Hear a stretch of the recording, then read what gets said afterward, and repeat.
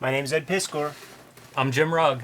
and Warren Bernard, the great Grand Poobah of Small Press Expo. He brought some tons of tabloid comics for us to check out. Some of the stuff that would have been ganged up with your regular daily newspaper or Sunday newspaper in this case. Some underground tabloids and beyond. And we're going to do a little multi-part series talking tabloids. We're going to start off with spirit sections that would have been in your regular average newspaper. In fact, our great paper that's still running, well, it's not so great anymore. Yeah, right. but the paper that we know and have known our entire lives, the Pittsburgh Post-Gazette, it's an old established newspaper. And lo and behold, I didn't know this. My daddy never heard of Spirit. He was too young when this came out, man. But they had a Spirit section, and that blows my mind because we're usually last to get anything interesting. So I brought a selection to kind of give people a perspective, because most people know spirit sections as these comic book size things. Okay, so I brought two examples. This first one here, and this is actually a Lou Fine spirit section, because this is from June of '42, and Eisner was already in the army, and Lou Fine took over a lot of the stuff. And you can just see this is all Lou Fine in here. He was the superstar of Golden Age comics. Whenever anybody would talk about like who you're looking at, who's the best guy in comic books, not strips, Lou Fine is the name that comes up. Right. So this is the Eisner shop put out a complete 16-page comic book that was syndicated out to newspapers, and this is one of those examples. And so you have a spirits story all the way through to page, what is it, 8, 7? All the way through to page 8. Then you had a Klaus Nordling, Lady Luck. And by the way, this is Laval of France, who basically was a traitor to the French and collaborated with the Germans. And so you get the feeling this is a World War II thing. Okay? I like that Lady Luck character design. That lime green scarf is really cool. Well, you know, these Lady Lucks are really nicely drawn. Okay, I mean, for something that was a throwaway in a newspaper. And by the way, that had to be produced on a weekly freaking basis. Right, it had to be really manga pace. Right, really, really nice stuff. So then you had 4 pages of Lady Luck. She's like the female shadow. Right, yeah, and then you had Mr. Mystic, another 4-page comic, for a total of, and you can see right here, page 15, 16 pages.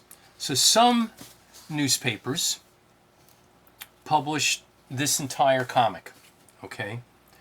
Other newspapers went ahead and they just had this small section, and you can see here that this says, if you unfold it, it says fold on this line, so you would cut it out.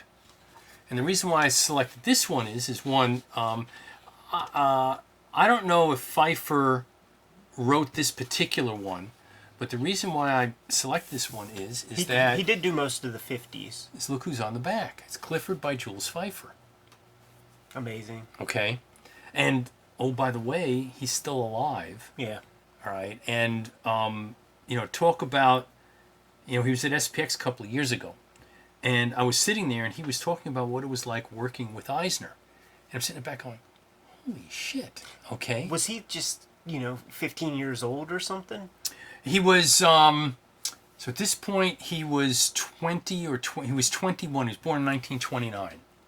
Okay. Okay, so he was 21, and he started, I think, with 48. I think it's like 48 or somewhere in there. He was like 19 years old, started working with Eisner, and he started scripting spirit stories. But they also gave him, at certain times, the back page of the 8-page comic book. What a strong cartoonist, considering what his style becomes. Yes. Really interesting to see this page. Like, this is not at all what I associate when I think of Jules Pfeiffer. No, definitely not. But also think about it. I mean, he's only 21 years old. Sure. Okay, so this isn't bad in any way, shape, or form. Not at all. Okay, and he was doing this great scripting work. So most of the papers, and I think there were 20 or 25 known newspapers that carried the spirit. I should have brought that list with me, and I didn't. I got the list from Dennis, and then I had a couple that weren't on the list. So maybe it was 20, 25 total papers. So a lot of them published it like this, but then some of them in Detroit, and then this is the Toledo Sunday Times, and if you open this one up, By the way, imagine how bustling Detroit is in 1941. Right. well, and this is Toledo, Ohio here, okay? And so 30 Comics, World's Best Funnies. Unfortunately, this is not the entire section, but it had this in the center. And so some of the newspapers printed them as a huge double-page spread, 1, 2, 3, 4, 5, 6, 7, 8. Right, so you sometimes find this. The Detroit News printed them this way, and a couple of other newspapers.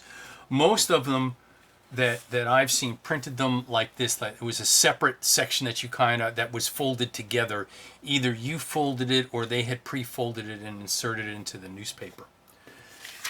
Now, go ahead. If only 25 papers carried this, syndicated it, there must have been some different kind of agreement, like a bigger kind of royalty than the average comic strip for something like this, because that would not be enough to sustain the amount of work that went into... I don't know the economics. It's a great question, and it's one that hopefully Dennis Kitchen would know the answer to if anyone's going to know. But I really don't know about this economics, because as it was with Crazy Cat, it's not like this was in hundreds and hundreds and hundreds of newspapers. Right. Okay. And we're looking at Toledo, Ohio, you know what I'm saying? Pittsburgh. Right. Now, Pittsburgh was bigger when Steel was happening and shit like that, but it's not major market newspapers we're looking at here. Well, it was in the Baltimore Sun. It was down in Dallas. It was in Buffalo. It was in Toronto, interestingly enough.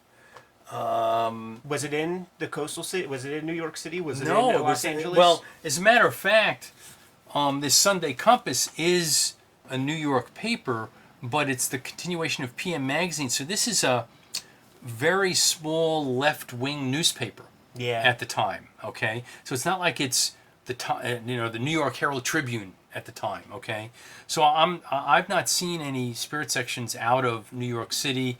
It was in Boston, but I don't know for how long. In terms of the other big cities, I'm not aware that it was out on the West Coast. I've never seen one from LA or San Francisco.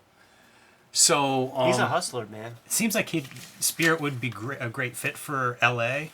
You know, Right. it seems like there's some noir history Yeah, sure. there. It would be Yeah. a nice fit. So now, I would speculate that he would be paid more than an average comic strip just because of the amount of, real estate that he's providing them. Like how many comic strips don't they have to buy if they're running something like this? I mean, just ballpark. Like, I would think that he would have to make 4 times the royalty for this to be viable. Because the royalty is very cheap. It's nothing. You need hundreds of papers to have a good strip. Maybe it would be 4 times or whatever, and from the newspaper standpoint, that would still kind of be a bargain, right? I mean, are we thinking like about 4 strips on one of these quarter size? So who knows? It's probably something, but just speculation. Yeah. all right. Dennis Kitchen will come a calling. Yeah. So now if you notice that. This is the size of a typical comic book of the day. Now, there were 2 newspapers in the United States, both of them from Pennsylvania, that were the only ones to publish it tabloid size, which is what we have here. And this is how I always thought it would have been printed. I actually didn't think it would have been like this. I thought it would have been similar to the Sunday Here, look. So size. you just do this, okay, and voila. Right. All right, so that says it all there. So there were 2 papers. It was the Pittsburgh Post-Gazette and the Sunday Bulletin from Philadelphia. So why don't we go through this one from your native Pittsburgh first. 49. My pops is 3 years old. And he wasn't reading Spirit. Yeah, right. So, okay, so I just want to be sure I've got this. Let me take this off here so it doesn't distract us. How much do you love this size, Ed? Oh, it's great. It's beautiful. And by the way, once you read Eisner at this size, okay, to go and read, in the, because they basically reprinted the, the DC series, okay, at pretty much comic book size, Yeah. okay? It's a whole different thing. It is. Experiencing these, and next time you come down, I've got like 80 of these. All right, so we can pick and choose some, and I've got some of the best ones. And when you see the originals, they're 2 up. Right. So now you got to do 7 2-up pages per week. And he had assistants in the kitchen sink books. Sure. In the kitchen sink books, they would call out, like, name the guys' names, all of that. The first time we went to Mocha, there was a Will Eisner exhibit at Mocha. We went there.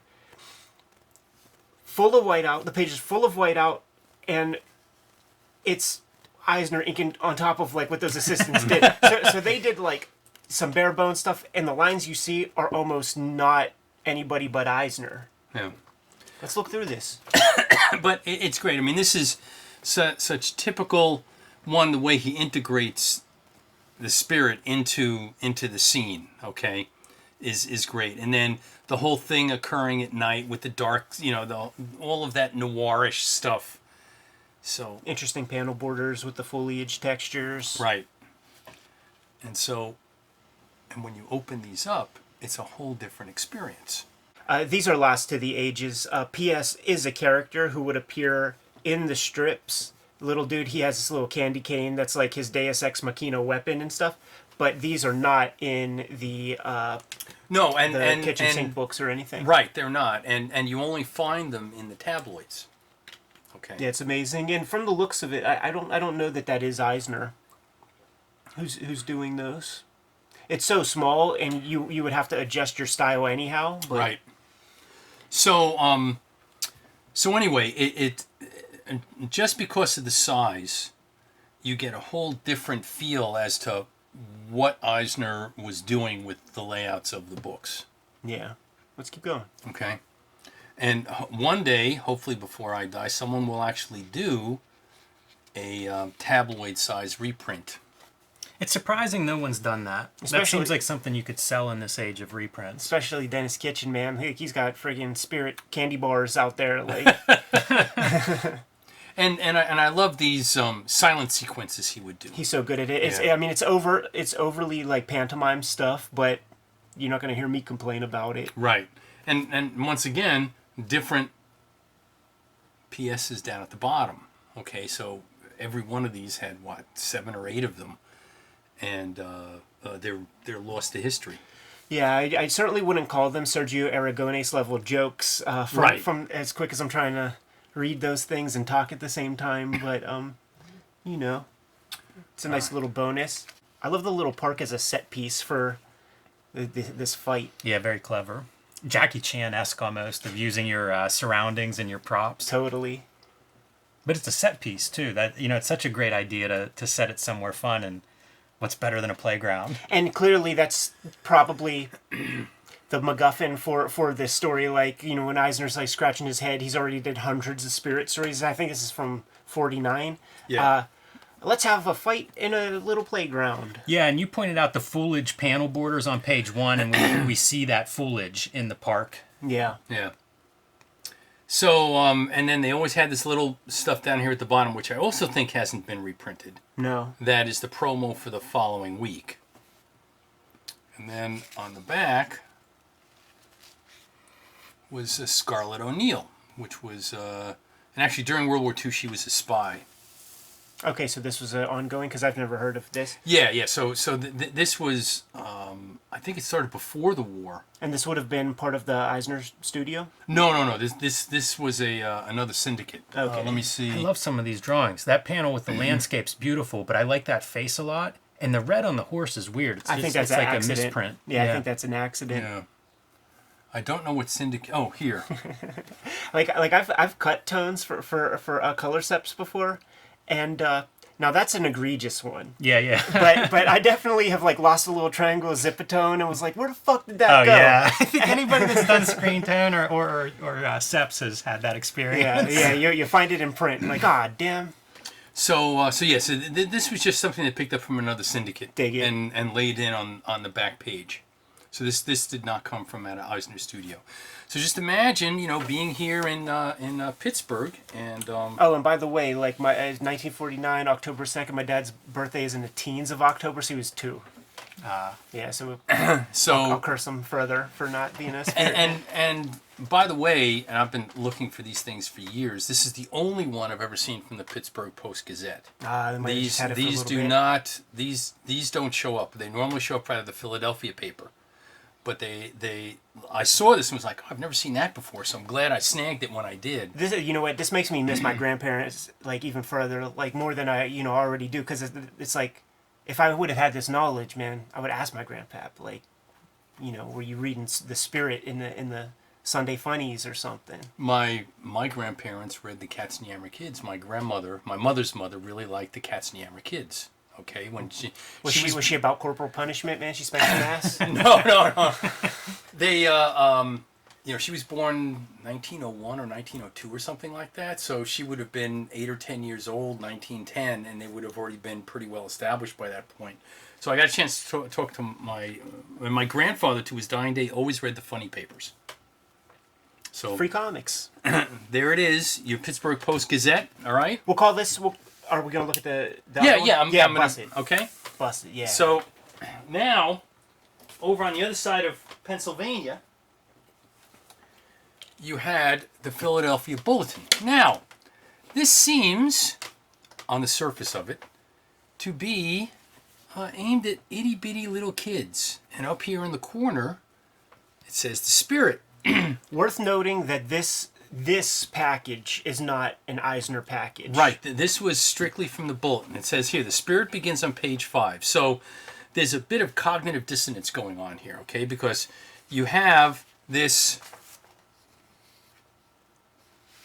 All right. So, and here, look, The Family Circus's Bill Keane. Nice. About a decade before he did The Family Circus. Maybe a little more. All right, so this was all put together by the Philadelphia Bulletin. And so this is all aimed at what? 5-year-old kids or something like that? Well, this is amazing. It really is. I'm staring at it so closely. Great peer. All of that. Both of those 2 tiers of panels are wonderful. You can keep going. All right, so you then turn the page in the middle of this kitty thing, and oh my God, it's Pigel. Yeah. Okay. So you're, and by the way, when you find all of the sections from the Philadelphia Bulletin, they all start at page 5. Every last one of them. So when it's very rare, you find the complete ones that have these other, because people just took the Spirit sections right now. If you're a Spirit fan, you're like, what am I going to do with this crap? Okay. And so here is Pigel. Now just imagine being this 5-year-old kid and then and you're looking at this polar bear down here or whatever it is, and you look over and it's like, whoa. Synapses are going to connect. You like if Freud was right, there are definitely like certain brain chemistry things are happening for sure. Look at that mohair suit coat. Yeah. Like only bad guys would wear something like that, like a cashmere sport coat. It feels cliche to talk about how great the logo treatment is, but man, the drapery with the logo and with the physics signature of it is perfect. Yeah. Really gorgeous. And then he's like, at this size, you could really I think he calls it the train track hatching, and it looks really really good there. Well, and then also there was a Dutch painter by the name of Peter de Hoch, Dehoch, if I'm not mistaken, and his whole thing was he always took your eye out through a window in the back of his paintings, and that's exactly what he's doing here, because way in the background, Pigel's School for Girls. Yeah, this would drop out smaller. Like you wouldn't even notice that. You probably wouldn't be able to read that at a smaller size. But remember what I'm saying about the difference between reading at this size and reading at this other size is all of this stuff that you would never see just because of the size. All of a sudden, just like this, okay. You see it at this much larger size. So, hubba hubba, what can I say, right? Ready? Yeah. I mean, this is such a great era of the Spirit. This is like, he's back from the war, firing on all cylinders. Right. The Spirit almost never shows up. I don't know that he's in, because there was this other cop that came in on occasion during this time frame. And there's the Spirit right there. And they were kind of competitors. And the little girl had her crush on him. Right. All right. And I love these kinds of panels. No, Yeah, you got 7 pages, no fight sequence, just the aftermath.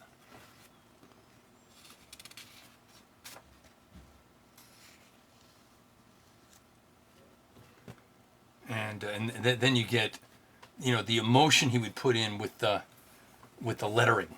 Okay. And by the way, that is BDSM knot tying. Yes. That's not some quick and dirty, like, I gotta hurry up and just, like, subdue this person. That's, like, kink shit right there. Eisner knows some things. I am not going to make any value judgments on that. Oh, me neither, man. I'm just pointing. Yeah, no, observations. observation. Yeah, right. Trying to figure out when Eric Stanton becomes active. Right. I also, like, in the future, in those John Waters movies, there's that Hatchet face from Crybaby. That girl's like Hatchet face, man. That's a pretty wild panel with Yes. the foreground coloring being like the blue and the big. That's unusual. And the lighting and everything, it feels like it's like Bill Elder. Yeah. No, these are and like I said, so out here you can see Beguel's School for Girls. All right, so all these details that the money down there, would you even be able to make this out? Okay, at half the size. So, yeah, these are great. I love these.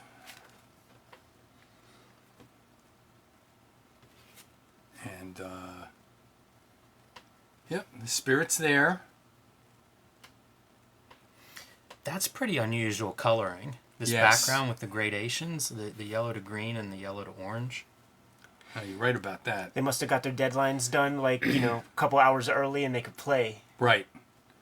And then here again next week.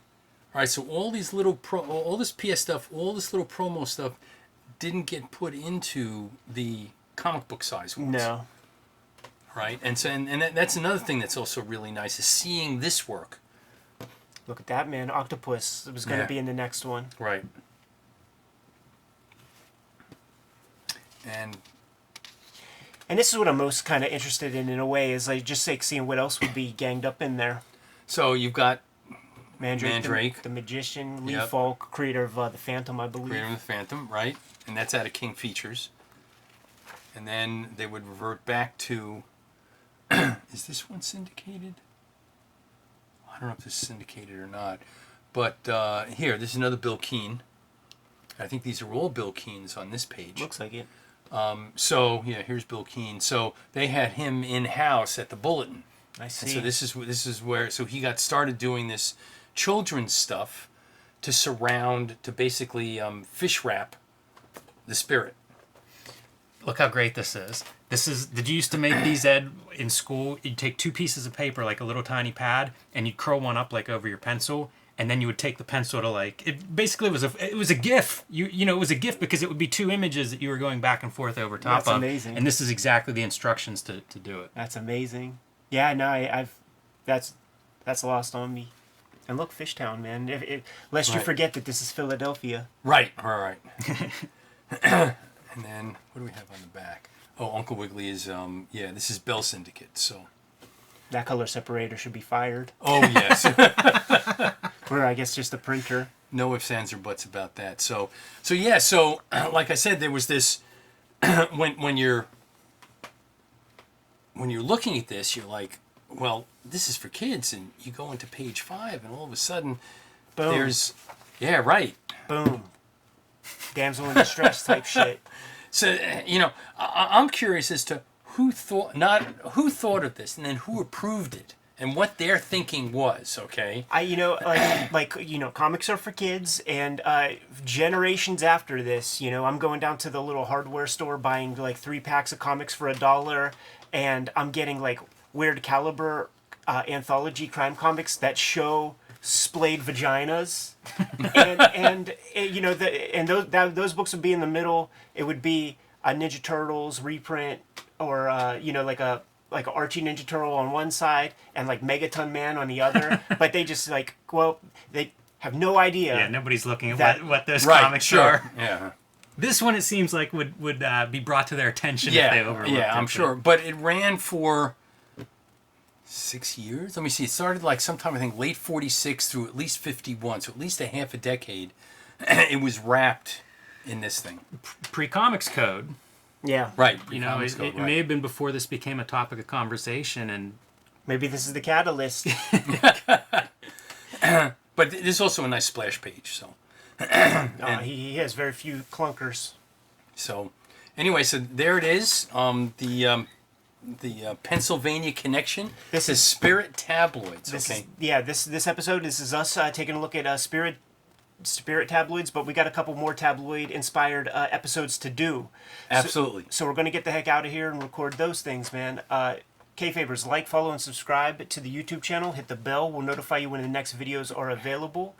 And you want to do that, you want to subscribe and hit the bell to mitigate the possible kayfabe effect. you can subscribe to the Cartoonist Kayfabe e-newsletter at the links below this video. You can also find Cartoonist Kayfabe merchandise and t-shirts at the links below this video. Let's go isolate some of these stories. Let's go grab the kitchen sink reprint versions, compare and contrast off camera, but give them marching orders in the meantime. Read more comics.